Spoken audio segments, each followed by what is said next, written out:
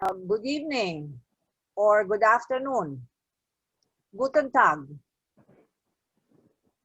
I would like to thank ICANN for inviting me to speak tonight or this afternoon. It is an honor.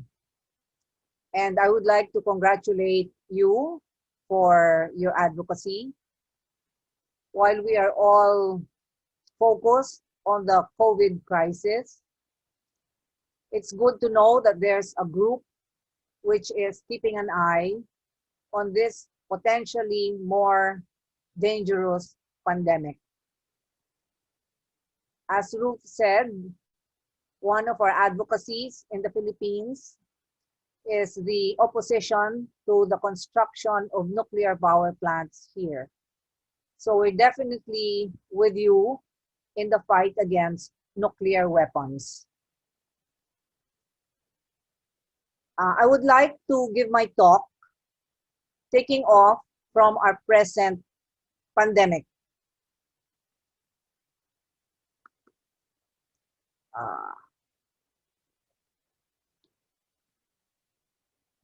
I think we're all familiar with this by now. It's kind of cute if it weren't so deadly. When we've probably all experienced lockdowns and quarantines. When we first had our lockdown, there was, of course, panic buying.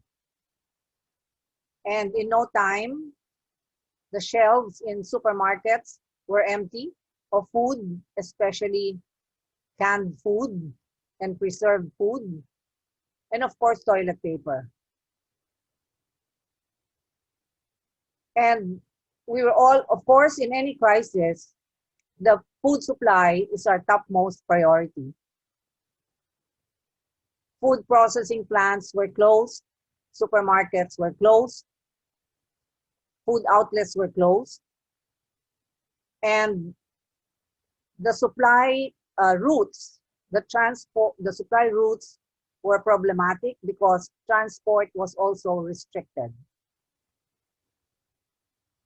But for those of us who could store food and had some cash, it was for a while just like an extended vacation. But then one worry gripped us. What about our less fortunate brothers and sisters, our neighbors who might be in the poor neighborhoods? How will they survive, considering that they live on their daily wages? They work, they get paid, they buy food, they eat. One day without their wage, and how can they eat? But something wonderful happened. The community got together, and the more fortunate started helping out, and civil society, non-governmental organizations, churches, business, all pitched in, and they set up soup stations, which are of course not difficult because of the social distancing. But food packs were distributed to the poor daily, and the food chain, the supply routes, which were problematic, somehow people solved them by using private vehicles, by setting up trading centers in strategic places. And social media was used to the maximum to bring together food suppliers, the food sellers, and the consumers. Well, after a while, the panic subsided, and the food outlets were opened and supply routes were opened. And so we're a bit relaxed now. We're still in some sort of lockdown, but mainly for senior citizens like me.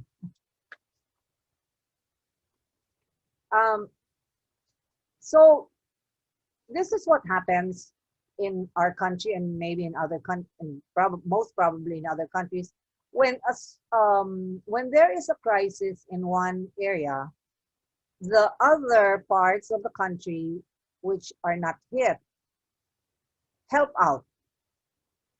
And of course, we know that when we are when we are hard hit, like for example, when we have earthquakes, typhoons, which are common in our country, other nations come to our aid. The Philippines is lucky beneficiary of the generosity of many countries. And a realization of mine was reinforced. Actually, there's enough food in the world so that when there is hunger in one country, other countries help out. So really, I think most of us in development work know this. There is enough food in the world, except that the distribution is not equal. And there's hunger in some parts of the world because the people just don't have the means to buy food. The distribution of wealth is not equal, and therefore the ability to access food is also not there for many. If it were only shared by all humanity, I think we would have no problem. So there's enough food, we are assured.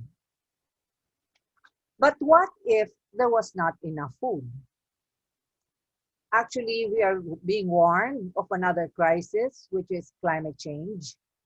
That climate change threatens food security. But climate change is creeping up. And year by year, we are tracking the temperature of the world. And hopefully, though we might not solve global warming, hopefully, technologically and behaviorally, we might be able to adapt. But when we have a nuclear war, will there be enough food? And when the food security is threatened, will we be able to adjust? But it is envisioned that when we do have a nuclear war, there will be an extreme shortage of food. The environment will just not be able to support us. And we cannot rely on food from more fortunate countries because they too might be suffering.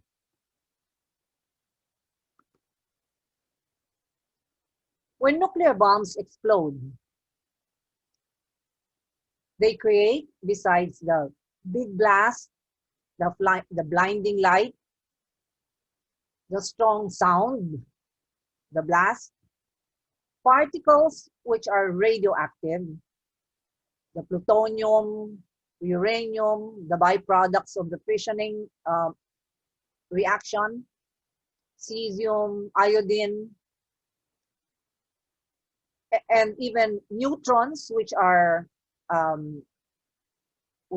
expelled, will cause materials to be radioactive. So all of this will be raining on plants. It will go into the soil.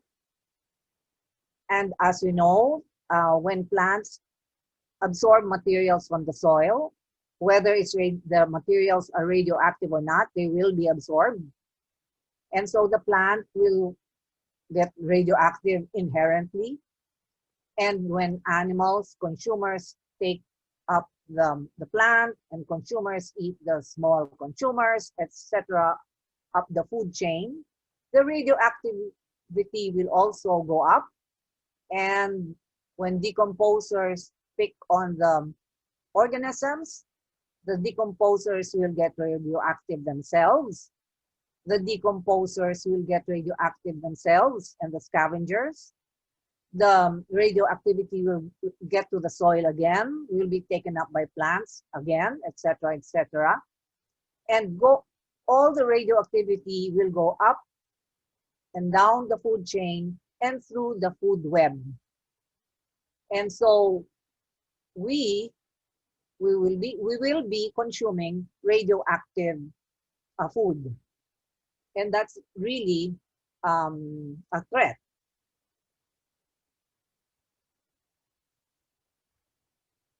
Particles which are expelled out will rise to the top of the atmosphere, to the stratosphere. And because wind currents know no political boundaries, these particles can be spread to other countries, even to the other hemisphere, and will stay there for months and draining the earth actually with radioactivity.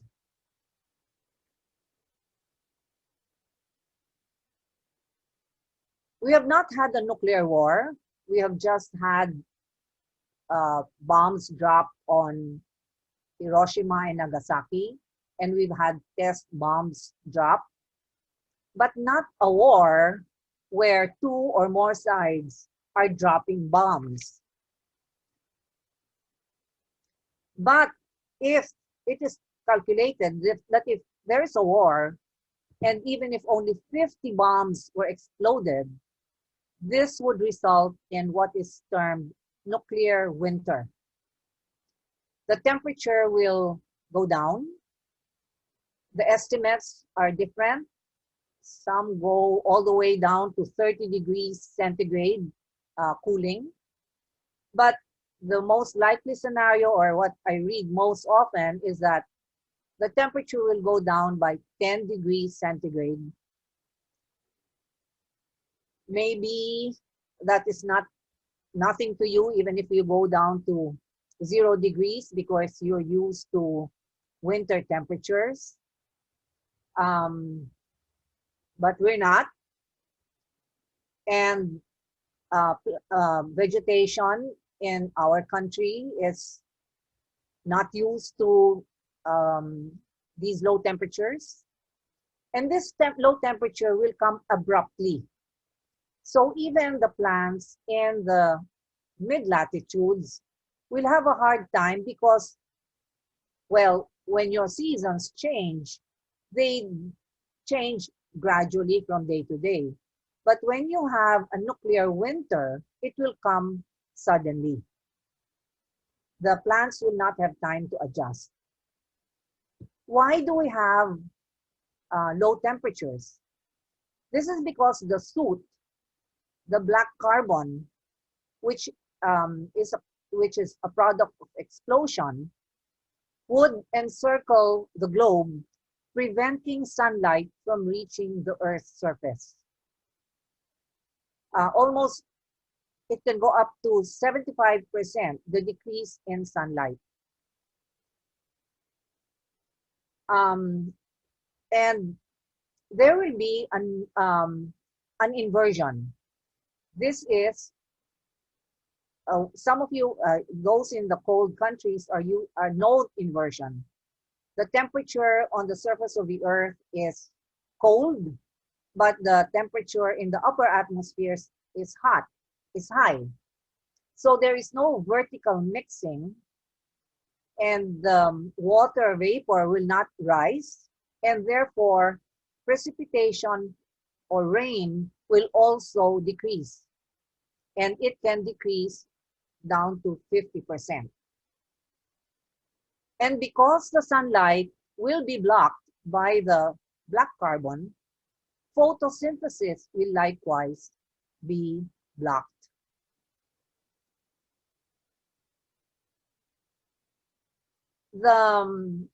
Another accompanying phenomenon will be what is termed ultraviolet spring.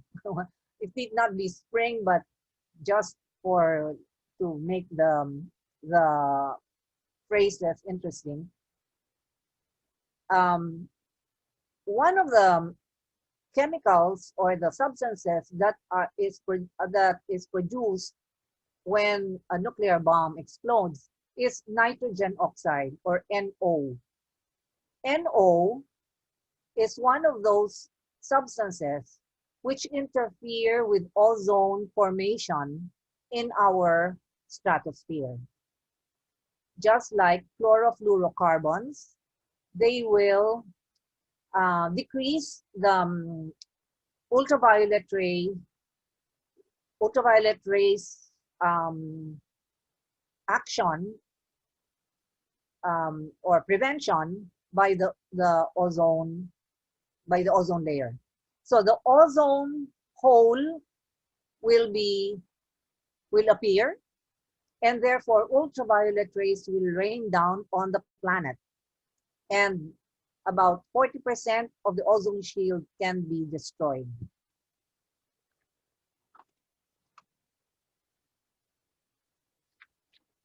So even marine photosynthesis will be affected because they do not have the ability to adjust to low sunlight, and in a few days they can lose their ability to photosynthesize. Marine phytoplankton, which is the base of the ocean food chain, will therefore be affected, and so will countries whose diets are reliant on food from the oceans, including the Philippines.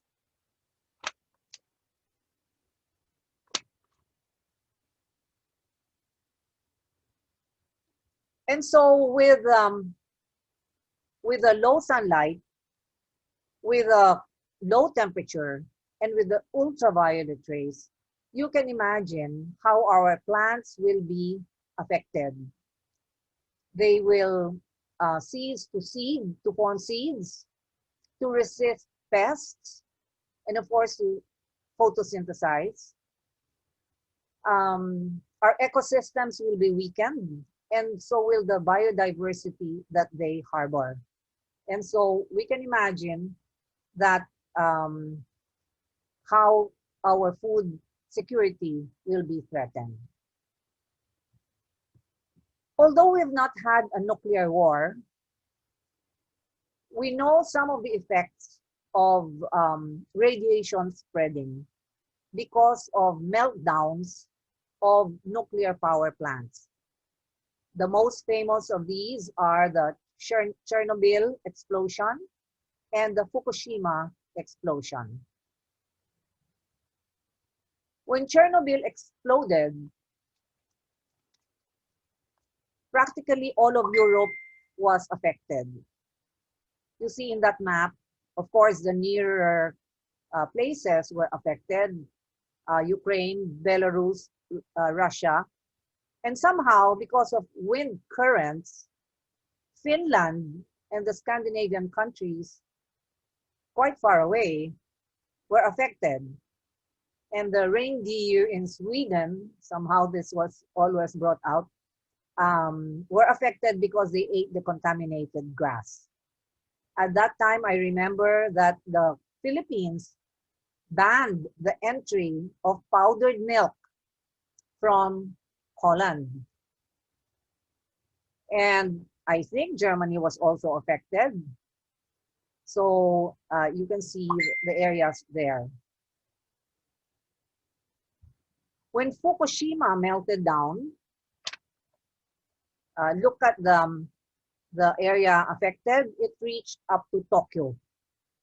And contaminated rice was found in kilometers and kilometers away from the site.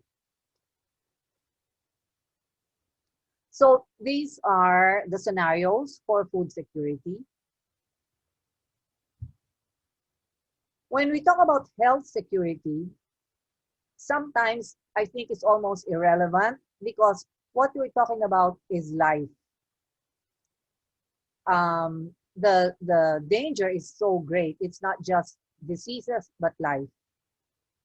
So in Hiroshima, when the bomb was dropped, of a population of 360,000, 140,000 had perished by the end of that year. In Nagasaki, it is estimated that 74,000 died. The danger is greater, of course, for children and the fetuses inside the mother's womb, because their cells are fast dividing, and therefore these will be affected and can grow to cancer cells. And leukemia is one of the biggest dangers to children. Even generations later can be affected, because the gonads, the sex cells of adults, will be affected and can affect their sperm and egg cells in the future. In the Gulf War, when the US dropped uranium-tipped conventional bombs, they were conventional, but the tips were uranium, which is still radioactive. And there, the cancer rates rose to 40%.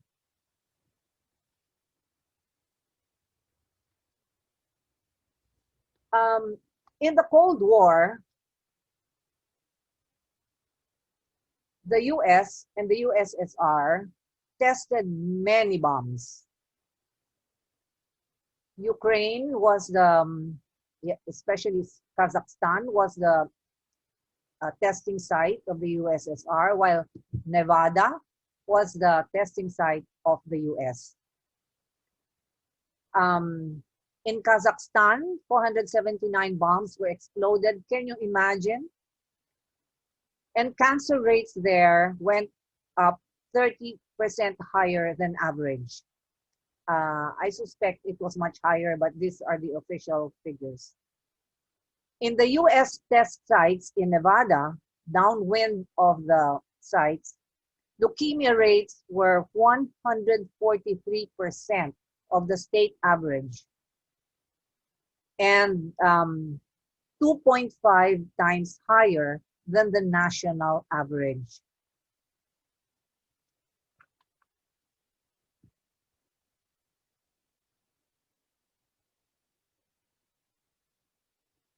It is calculated that worldwide, by 1979, worldwide atmospheric testing was responsible for 29 to 72,000 deaths from full body exposure, and 160,000 deaths from genetic change and birth defects for generations to come.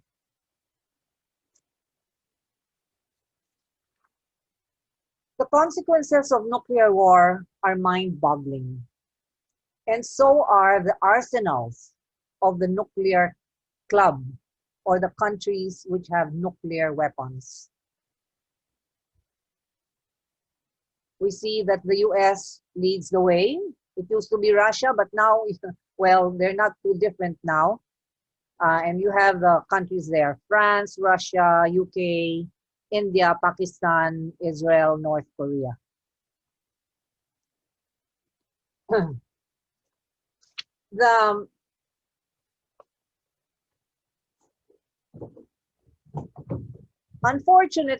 Sadly, these are already a lot, okay? But the more militaristic minds are actually urging the development of bigger bombs.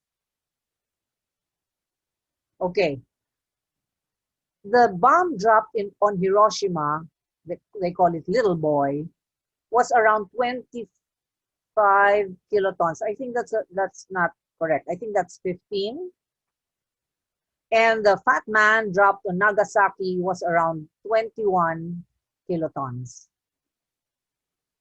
But right now, The bombs in the US active service is 1,200 kilotons on the average. Can you imagine how much stronger this is compared to the bombs that had been dropped on the Japanese cities? The largest bomb detonated by USSR was 50,000 kilotons. It's unimaginable. Well, the consequences are just horrendous. We starve, we get cancers, stunted growth right from the moment children are born, deformation, and death.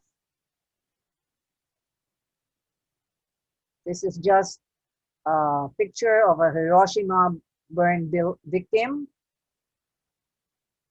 and some of the really unsettling pictures of victims.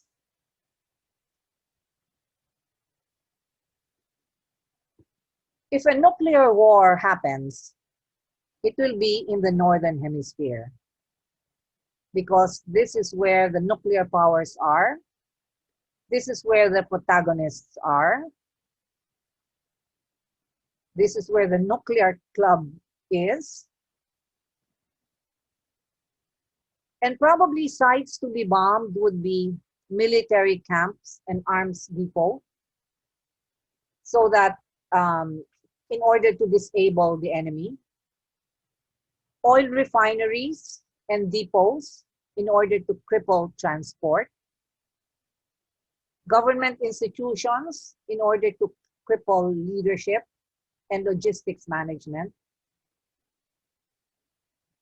It will be the worst of pandemics. In such an eventuality, all nations will be affected, even non-nuclear nations like Germany and countries which are far from the warring nations like the Philippines. The purported knowledge, the purported reason why countries keep nuclear warheads is so that no one will dare start a nuclear war, because they know that having one will be mutually disastrous. But what if some irresponsible, deranged leader put his finger on the red button? We can say goodbye to civilization as we know it. It can lead to not only the destruction of the warring parties, but to planetary destruction. So that's not the way to assure peace in the world. What we need is peaceful people, compassionate people, and equity among peoples. Definitely no to nuclear weapons. Thank you. Danke schön.